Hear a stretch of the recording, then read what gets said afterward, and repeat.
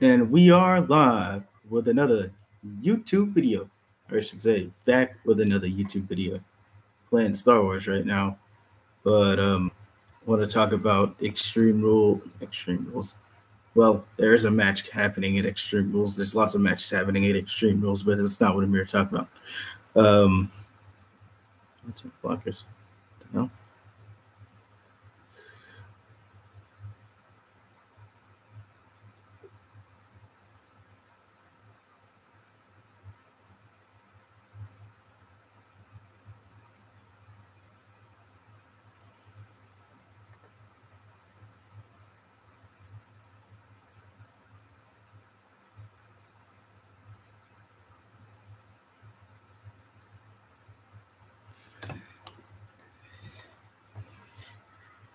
All right. So we started with NXT Takeover because I'm going from the weekend to today.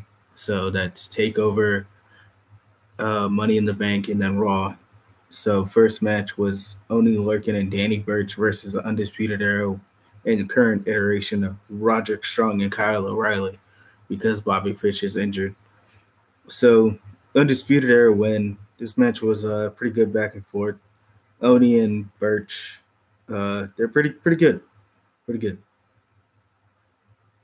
Ricochet versus Velveteen Dream, a la hashtag Charlotte. This is gonna be good, and it was. So Ricochet versus Velveteen Dream. Velveteen Dream was dressed as Hulk Hogan. Racist. Anyway, um, so yeah, this match was pretty good back and forth. I'd give it a four, 3.5 stars. Yeah, 3.5. Well, no, 4 stars actually.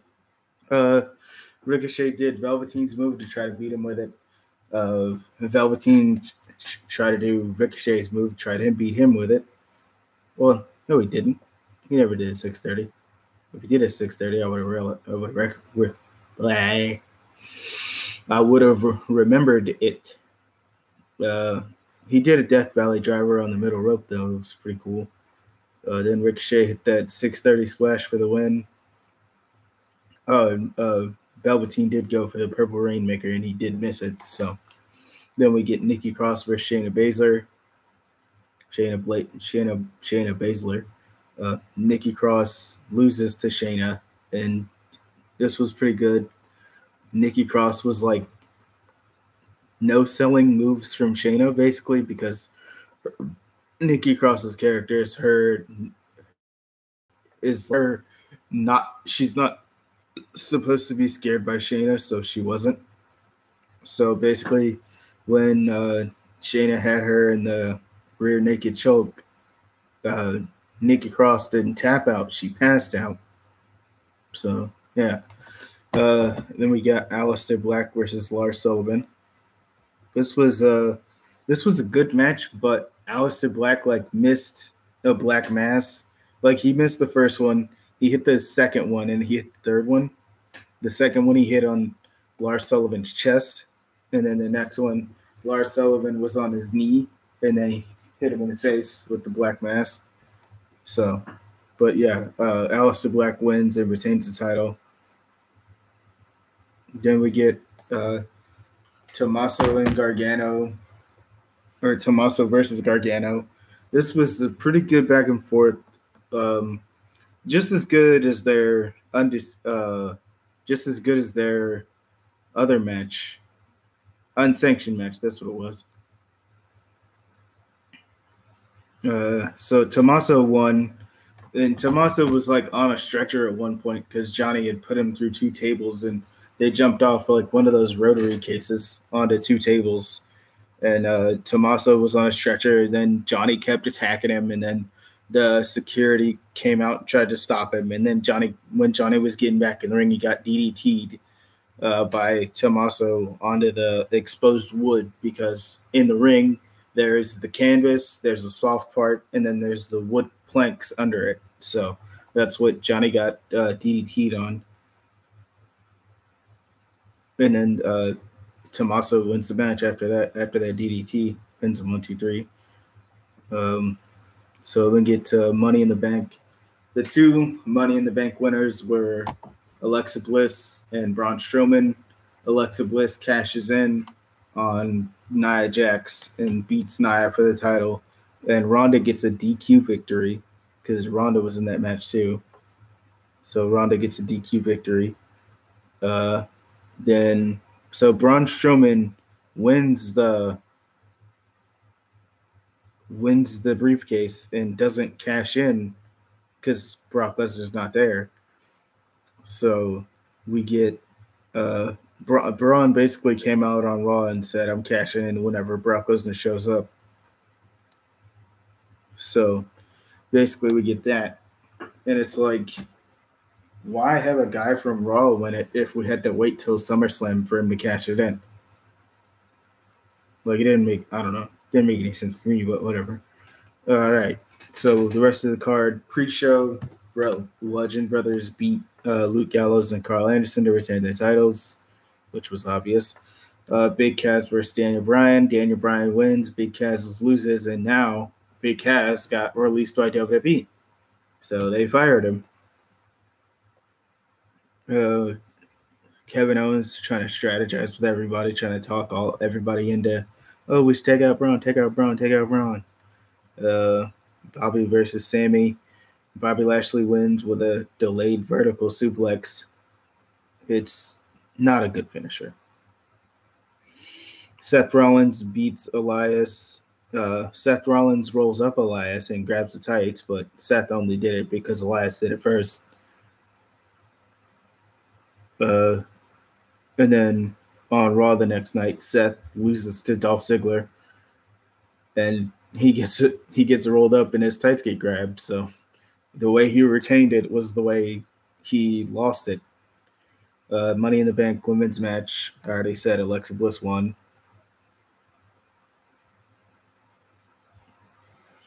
Baron Corbin, backstage just doing stuff. Roman beats Jinder. This match was like 10 minutes or so.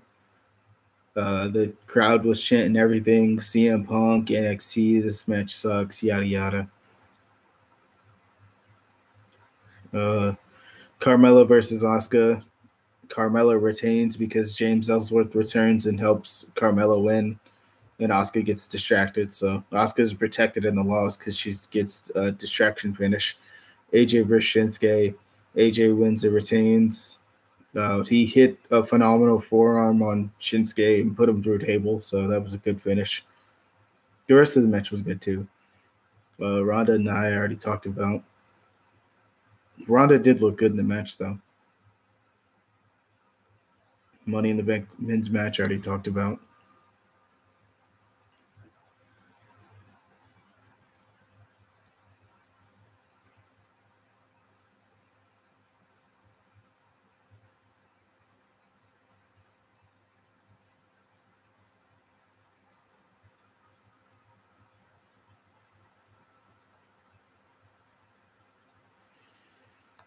All right, so now on to Raw.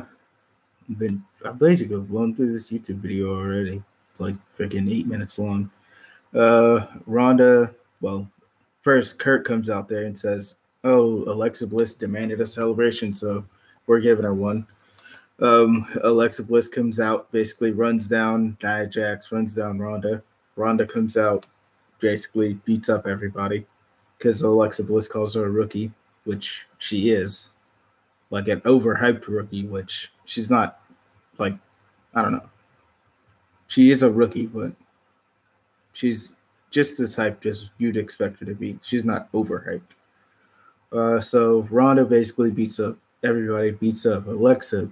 Kurt tries to stop her, beats up Kurt, beats up Alexa again, beats up Kurt again, and then she gets suspended for 30 days. So then we get the IC title changing hands, which I talked about already. Seth losing to Dolph Ziggler. What else happened? Bobby Roode beat Kurt Hawkins. Of course, Braun rejects Kevin's offer to help him cash in Money in the Bank. Matt Hardy and Bray Wyatt beat Rhino and Slater, of course. Jinder beats Chad Gable, of course. The Riot Squad beat Sasha Banks and Bayley. Sasha Banks and Bayley are now finally getting into their feud. Uh, Sasha pushes down Bayley. Bayley runs to the back and attacks Sasha. Then later in the night, basically, Bayley's like, I guess, trying to apologize or whatever. Like she's like, "Oh, I'm not done with you." But Sasha drives off, and Bayley throws the water bottle at the what I would assume is a rental car. I mean, I'm sure Sasha has better cars than that, but I'm just assuming that's a rental car. Not that car looked bad. It was, the car was cool. Then Bobby Lashley and Roman Reigns or Kurt Angle says, "Oh, you two guys are in the multi-man at Extreme Rules, so we're having a multi-man match at Extreme Rules." Roman and Bobby versus the Revival. The Revival come out and interrupt Roman and Bobby. They say, "Oh, we can beat you guys in a tag team match because we're a real team and you guys aren't." So there you go. And then they lose. So there you go. Roman and Bobby win. Bobby beats one of the Revival members with a spear. So there you go. Which should be Bobby Lashley's new finisher because the delayed vertical suplex is terrible. Mojo versus No Way Jose. Mojo beats No Way Jose, which was whatever, I guess. Elias sang a song. Terrible. Braun and Finn versus Baron Corbin and Kevin. Baron Corbin and Kevin win. Baron Corbin pins Finn Balor off the end of the days, which was what it was, I guess. Like, I'm assuming Kevin and Finn are going to be Kevin, Finn, and Seth. Those will probably be the three people in the match with those other two. All right, so that's everything, and I guess I'll save SmackDown for Thursday because SmackDown, NXT, then Lucha Underground. So yeah, that's everything.